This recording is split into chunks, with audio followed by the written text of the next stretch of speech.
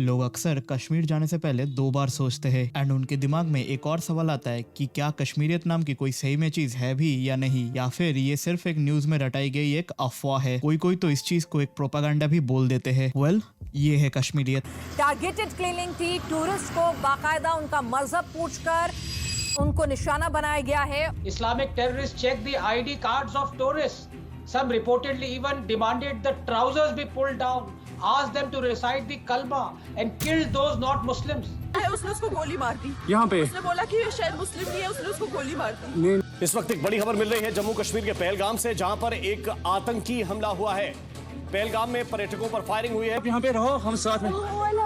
Madam, ये जो breathe साहब है, प्रेशर, आप टेंशन मत लो। वेल जम्मू एंड कश्मीर में टेररिस्ट कोई एबनॉर्मल चीज है नहीं। हमने बहुत बार पहले भी ये सब चीजें होते हुए देखी है। तुम अगर सिर्फ एक गूगल सर्च करोगे तो तुम्हें ये पता चल जाएगा कि 1989 का असैसिनेशन हो, 1999 का असैसिनेशन हो, या फिर 1994 का ही असैसिनेशन क्यों ना हो, या फिर हाल ही में हुए पुलवामा अटैक ही क्यों ना हो। पर unlike all the other attacks, 22 अप्रैल में हुए पहलगाम अटैक में सिर्फ पॉलिटिशियंस एंड आर्मी वालों को ही टारगेट नहीं किया गया था। इस बार सारे सिविलियंस एंड वहां पे घूमने गए टूरिस्ट पे भी हुआ था। उन सारे आतंकियों ने टूरिस्टों से आईडी मंगवाई, उनकी आईडी चेक की एंड यहाँ तक कि हमें न्यूज चैनल्स के थ्रू ये भी खबर मिल रही है कि मर्दों से उनकी पैंट उतरवाई ताकि वो ये चेक कर सके कि जिनको वो मार वाले हैं वो नॉन मुस्लिम्स ही हो। मतलब बर्बरता की सारी सीमाएं इस बार इन आतंकियों ने पार कर दिया है। मेरे कुछ अहम सवाल है जो कि मुझे लगता है कि रेस करना बहुत जरूरी है एंड हमें इन सवालों के ऊपर बहुत ज्यादा चर्चा करने की जरूरत है। एंड एज अ रिस्पॉन्सिबल नागरिक तुम इसमें क्या हेल्प कर सकते हो वो भी तुम्हें जानना बहुत जरूरत है। इन सवालों में जाने से पहले हमें ये पता होना बहुत जरूरत है कि इजराइल जैसी एक कंट्री में भी इंटेलिजेंस फेलियर हो चुका है पहले एंड उसमें 80 लोगों की जान चली गई थी। एंड तुम्हें अगर नहीं पता कि कैसे हमास ने इजराइल के अगेंस्ट दरिंदगी की थी तो ये रहा उसका एक क्लिप। हमास ने एक लड़की की हाफ नेक बॉडी को परेड करते हुए पैलेस्टाइन में लेके गए थे। देखो फॉर ऑब्वियस रीजंस मैं वो क्लिप तो प्ले नहीं कर पाऊंगा, पर तुम अगर गूगल में जाकर एक बार भी सर्च करोगे तो तुम्हें वो क्लिप मिल जाएगी, या फिर बीबीसी न्यूज या फिर बड़ी बड़ी न्यूज चैनल्स पे भी अगर सर्च करोगे तो तुम्हें वो क्लिप मिल जानी चाहिए। पिछले कुछ सालों में आतंकवाद इतना बढ़ चुका है कि मुझे लगता है कि दुनिया के तमाम लीडर्स को एक साथ मिलकर बैठकर एक ऐसी मीटिंग करनी चाहिए कि इस चीज को कैसे कम किया जा सकता है। हमें ये भी डिस्कस करने की जरूरत है कि इंडिया में आगे से ऐसी चीजें ना हो तो उसके लिए क्या क्या प्रिकॉशंस लेना जरूरत है। एंड इस वीडियो में हम वही सब चीजों को डिस्कस करेंगे। तो अभी तक तुम लोगों को ये तो पता चल ही गया होगा कि अभी कुछ दिनों पहले ही पहलगाम में एक बहुत बड़ा आतंकी अटैक हुआ है, जिसमें हमें ये पता चल रहा है कि अभी तक 28 लोगों की चली गई है और 12 लोग अभी तक सीरियसली इंजर्ड है। And let's make one thing very very clear, अभी सिर्फ 28 लोगों की नहीं हुई है, अभी 28 हिंदू की मौत हुई है। आतंकियों ने पर्टिकुलरली हिंदुओं की पैंट उतारवा कर ये चेक किया है कि वो सिर्फ हिंदुओं को ही मार रहे हैं। And also let's not forget, news के मुताबिक ये खबर निकल के आ रही है कि सैयद आदिल हुसैन शाह ने उन टेररिस्ट के अगेंस्ट फाइट करने की कोशिश की थी और जिसके दौरान वो मारा गया। इस अटैक की पूरी जिम्मेदारी द रेजिस्टेंट फ्रंट ने ली है, जो कि पाकिस्तानी स्पॉन्सर्ड लश्कर तैयबा का एक एफिलिएट ऑर्गेनाइजेशन है। एंड जो सर्वाइवर्स थे उन्होंने न्यूज चैनल्स को आकर अपना खुद का बयान दिया है कि जो अटैकर्स थे उन्होंने उनसे अपना धर्म पूछा, उनका आईडी मांगा एंड डबल चेक करने के लिए उन लोगों का पैंट उतारवा कर एंड फिर उनको पॉइंट ब्लैंक डिस्टेंस से गोली मार दी गई। मेरे जान पहचान में अभी कुछ दिनों पहले ही मेरे बहुत सारे दोस्त अभी कश्मीर से वापस आए थे। इमेजिन उन लोगों को कितना ट्रॉमेटाइज फील हो रहा होगा इस नियर डेथ एक्सपीरियंस के बाद। एंड पता नहीं भाई, आजकल लोगों की इतनी बुद्धि खराब हो चुकी है ना, इस इंसिडेंट के बाद भी कुछ टूरिस्ट ये बोल रहे हैं कि वो लोग कश्मीर जाने वाले हैं। Trust local Kashmiris.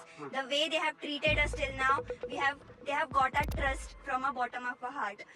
They helped us in every context. The driver uncle whom with we are traveling, he did not ask our religion before leaving us to our hotel. He did not ask seek for his own safety, but he was working for our own safety. Right. He means make us reach our hotel as before as we. So because yesterday you were in Pahalgam, there was a terrific, horrible attack, Yes. and people from Maharashtra they were also killed. Yes. Aren't you scared? We were scared because the people on social media are just showing that. They are not showing that how can we control it. They're just showing that this our kid, that our kid. But what I want is everybody should stop it now.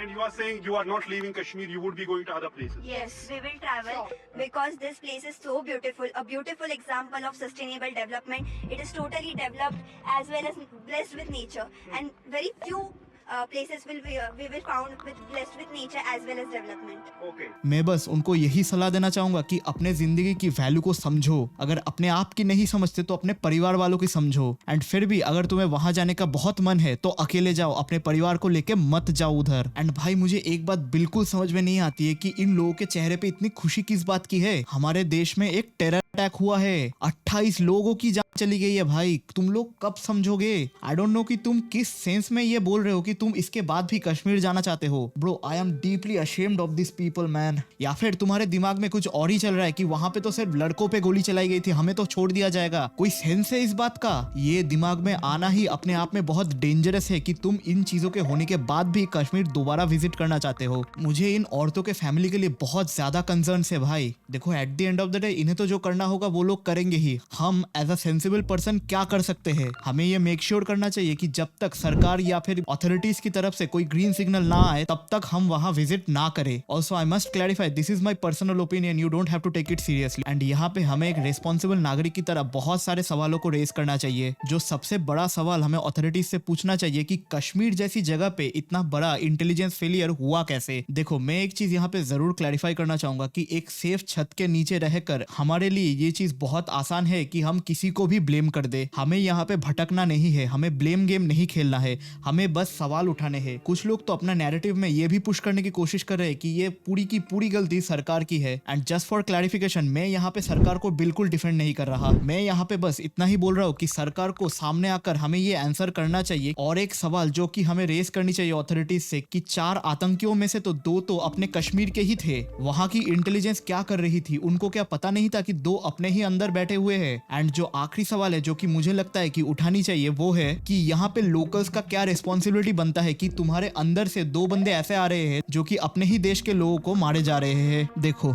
एक चीज समझ लो, जो लोग social media पे ये rant कर रहे हैं ना कि इंडिया को सीधा वॉर में जाना चाहिए पाकिस्तान के अगेंस्ट, उनको मैं बस एक ही चीज बताना चाहूंगा कि तुम पहले के एग्जाम्पल्स को देखो। वॉर में जाना बहुत ईजी है, वॉर से निकलना बहुत मुश्किल है। मैं समझ सकता हूँ कि अभी हम जैसे इमोशनल ब्रेकडाउन से गुजर रहे उस समय पे ये सब दिमाग में आना बहुत ईजी है। हमें समझना पड़ेगा कि हमें इसको स्ट्रेटेजिकली देखना है कि पहले रशिया जैसी यूक्रेन के अगेंस्ट वॉर में सीधा चली गई थी, अभी तक वो उस वॉर में ही फंसी हुई है। इजराइल ने जैसे हमास के अगेंस्ट रिटेलिएट किया है, जो कि मेरे हिसाब से बिल्कुल करना चाहिए, पर अभी तक वो लोग वॉर से वापस नहीं निकल पाए हैं। तो इसीलिए वॉर में जाना बहुत ईजी है पर वॉर से निकलना बहुत मुश्किल है। तो एक बात समझो, जिस समय पे रशिया ने खुद से आकर वॉर की ऐलान किया था तब वही रशिया अभी वॉर से पीछे हटने की बात कर रहा है। And I am surprise to see जब ये अटैक इंडिया में हुआ था उसके तुरंत बाद रशिया एंड यूएस ने इंडिया के साथ खड़ा हुआ था, जो कि ये दर्शाता है कि अभी इंडिया अपने ग्लोबल रिलेशंस को अच्छा करने पे ध्यान दे रही है, जो कि मेरे हिसाब से सही भी है। क्योंकि अभी जैसे ये अटैक हुआ उस समय पे जैसे हमारे पीछे अभी 2 बड़ी सुपर पावर खड़ी हुई है, तो वैसे ही सपोर्ट की हमें आगे भी जरूरत पड़ सकती है। और एक चीज जो कि मुझे लगता है मुझे हाईलाइट करने की बहुत जरूरत है वो है कि इस अटैक में जितने सारे विक्टिम्स है वो ज्यादातर तमिलनाडु, कर्नाटका, गुजरात एंड महाराष्ट्र से ही है। तो ये जो हम समय समय पे इंस्टाग्राम एंड यूट्यूब पे वायरल वीडियोस देखते कि कहीं किसी के ऑटो वाले ने किसी और को मार दिया, किसी एक समुदाय की लड़ाई किसी और के साथ हो गई क्योंकि दोनों का लैंग्वेज अलग है। एक बात समझो, इन सब लड़ाई से हमारे दुश्मन को कुछ फर्क नहीं पड़ता। हमारे दुश्मन के लिए हम बस एक काफिर है। तुम किस लैंग्वेज से बात करते हो उनके लिए वो मायने नहीं रखता। तुम किस रिलीजन से बिलोंग करते हो वो उनको जानना बहुत जरूरत थी। एंड आतंकियों ने उस चीज को डबल चेक करने के लिए उन लोगों की पैंट उतरवा कर देखी है। तो तुम लोगों को अच्छे से समझने की जरूरत है कि जब आतंकवादियों ने अटैक किया था हम पे तो हमारे लैंग्वेज को देख के अटैक नहीं किया था, उन्होंने पैंट उतरवा कर ये चेक किया था कि हम हिंदू है कि नहीं। और एक चीज तुम लोगों को याद रखने की जरूरत है, इंडिया में ये अटैक जब हुआ उसके बाद तुरंत इंडिया एक्शन में आ गया। सबसे पहले गवर्नमेंट ने इंदुस वाटर ट्रीटी को कंप्लीटली शट डाउन करने का ऑर्डर दिया, फिर सारे के सारे पाकिस्तानी वीजास को कैंसिल कर दिया। And last but not the least, India में मौजूद सारे पाकिस्तानियों को by the end of 29 April India छोड़ने का ऑर्डर दिया। अभी इंडिया के इन कुछ स्टेप्स के लेते ही पाकिस्तानी मिनिस्टर हानफ अब्बासी की इतनी फट गई कि उसने सीधा न्यूक्लियर अटैक का थ्रेट दिया इंडिया को। उसने शायद ये सोचा कि अगर वो लोग न्यूक्लियर थ्रेट दे देते तो इंडिया स्टेप्स लेना बंद कर देगी। पर हमारे union home minister Amit Shah यानी पीएम नरेंद्र मोदी की चाल चलन से हमें ये पता चलता है कि इस केस की सिवियरिटी कितनी ज्यादा है। इस अटैक के कुछ देर बाद ही अमित शाह सीधे श्रीनगर पहुंच गए। प्राइम मिनिस्टर नरेंद्र मोदी जो कि उस समय सऊदी अरेबिया में गए थे वो सीधा ट्रिप को बीच में कैंसिल करके भारत वापस आ गई। इससे हमें ये पता चलता है कि इंडिया इस चीज को कितना सीरियसली ले रही है। पहलगाम में जो अटैक हुआ है, जिस तरह से सिविलियंस को टारगेट किया गया है, ये अटैक भी बहुत ज्यादा सिमिलर है जो कि इजराइल में किया गया था पैलेस्टाइन के आतंकवादियों के द्वारा। जिस तरह से पैलेस्टाइन आतंकवादियों ने इजराइल में घुस के सीधी तरह से सिविलियंस को टारगेट किया था, उसी तरह से इस बार आतंकवादियों ने पहलगाम में घुसकर सीधा सिविलियंस को टारगेट किया है। इजराइल में बच्चों को, औरतों को और आदमियों को एक साथ टारगेट किया गया था, पर उस अटैक के जवाब में इजराइल ने भी गाजा को पूरी मिट्टी में मिला दिया था। एंड आई नो कि तुम लोग अभी क्या सोच रहे हो। देखो, मैं पहले भी बोल चुका हूँ, अभी भी बोल रहा हूँ, वॉर में जाना बहुत ईजी है पर वॉर से निकलना बहुत मुश्किल है। पर at the end of the day government क्या करेगी वो तो वही डिसीजन ले सकती है। मैं बस इतना ही चाहता हूँ कि गवर्नमेंट एक ऐसी एक्शन ले जिससे हमारी सिविलियंस आगे से सेफ रहे और एक स्ट्रेटेजिकली प्लान्ड एक्शन लिया जाए। एक चीज जो मुझे देखकर बहुत गुस्सा आ रही है कि इस अटैक को अभी भी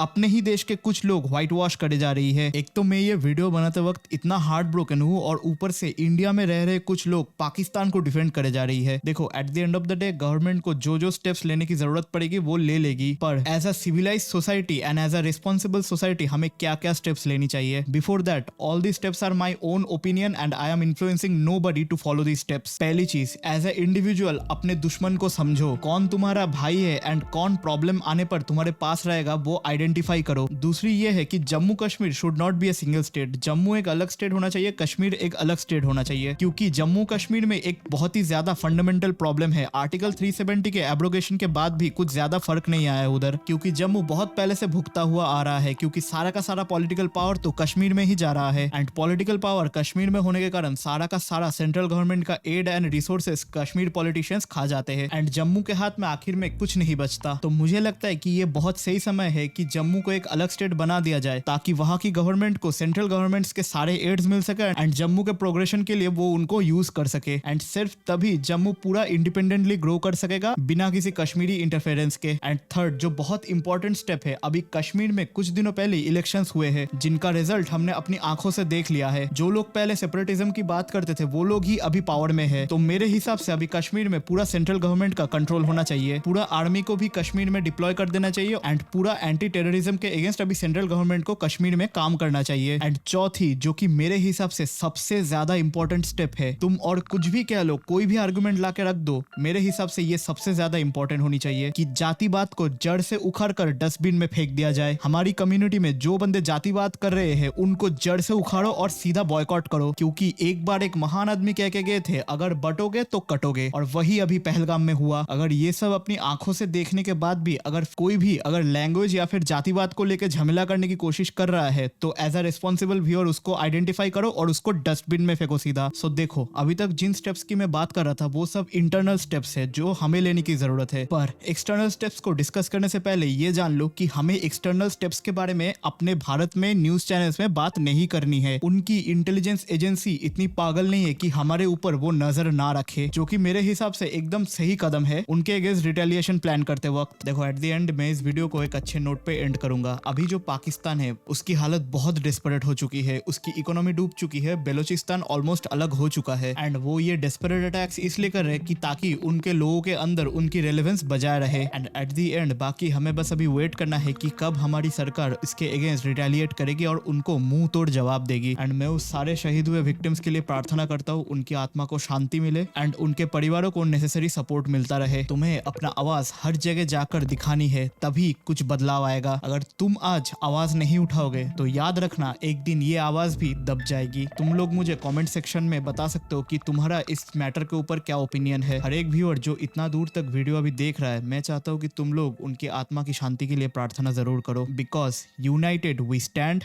डिवाइडेड वी फॉल।